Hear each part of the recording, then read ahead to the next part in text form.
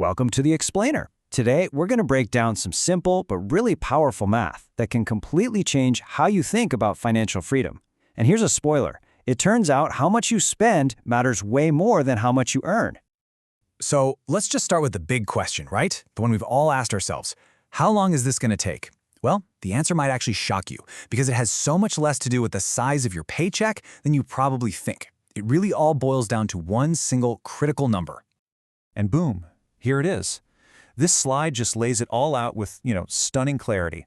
If you save a pretty typical 15% of your income, you're looking at a 42-year career. But just look what happens when you crank that savings rate up to 75%.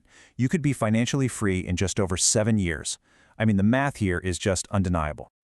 And that brings us to the most important concept of this entire explainer, your savings rate.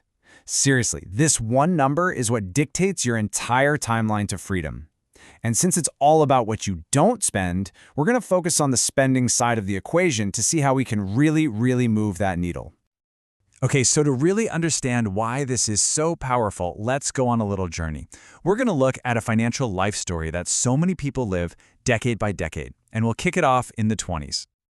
All right, the 20s, this decade is, and I mean this without a doubt, the most important decade for building wealth. But ironically, it's also where so many people get it wrong. The data here shows a pretty startling trend. On average, young adults are spending more than they actually make.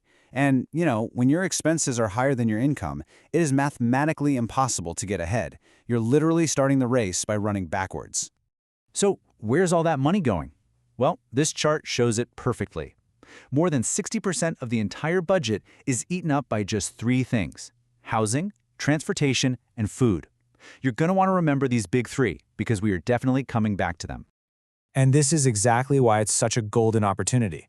Your 20s are when you have the most flexibility and, crucially, the longest runway for compound interest to just work its magic. A dollar you invest now is worth so much more than a dollar invested in your 40s or 50s. It's like your financial superpower. Okay, let's fast forward to the 30s and see how this story builds, because this is the decade where something called lifestyle inflation often kicks into high gear. Whoa, just look at that jump. Spending nearly doubles. As incomes start to rise, so does the spending to match it. Bigger houses, nicer cars, more expensive vacations. The goalposts just keep moving further away. And that right there, that's the trap. If your spending grows in lockstep with your income, your savings rate stays flat. You're making more money, sure, but you are no closer to freedom. You've just inflated your lifestyle, which means you now need even more money to ever break free. It's a treadmill. So now we hit the 40s, and we enter the peak spending years. People are also often in their peak earning years, which creates this critical financial moment. This is really where the decisions of the last 20 years come to a head.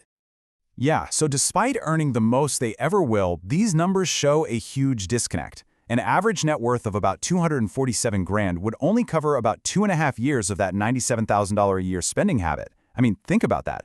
People are getting closer to retirement age, but are just nowhere near financially ready. All right, in the 50s, we start to see a bit of a shift. Kids might be moving out, mortgages are getting paid down, so spending begins to decline. And this should create a huge opportunity to catch up. But for the most part, it's a missed opportunity. Why? Because while your expenses finally go down and you can start saving more, you've lost decades of potential growth. You've missed the most powerful years of compound interest that you had way back in your 20s and 30s. You just can't get that time back. Okay, so by age 65 and up, retirement is no longer some distant idea. It's here. The financial realities have totally settled in, and for many, that forces a pretty big change in habits. So people are basically forced to save as their primary income stops. You can see the spending drops a lot, but that average net worth of $410,000, that's not a lot to live on for what could be 20 or 30 years, especially when you factor in rising medical costs. So, how do you change this story? How do you avoid going down this path? Well, you do it by focusing like a laser, intensely and creatively on those 3 biggest expenses we saw all the way back in our 20s. These are the giant levers. I mean, if you can slash your housing cost, get rid of a $600 car payment, and just cook more meals at home, you could free up thousands of dollars a month. These 3 steps, all by themselves, can take someone to a 40 or 50% savings rate without earning a single dollar more. It's incredible. At the end of the day, what this all really comes down to is a simple choice.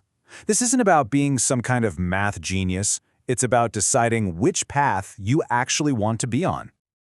And this right here gets to the absolute heart of it. Financial freedom isn't about depriving yourself, it's about being intentional. It's about consciously deciding what you value and just ignoring all that pressure to keep up with what everyone else is doing. So this slide shows the two main ways you can get there.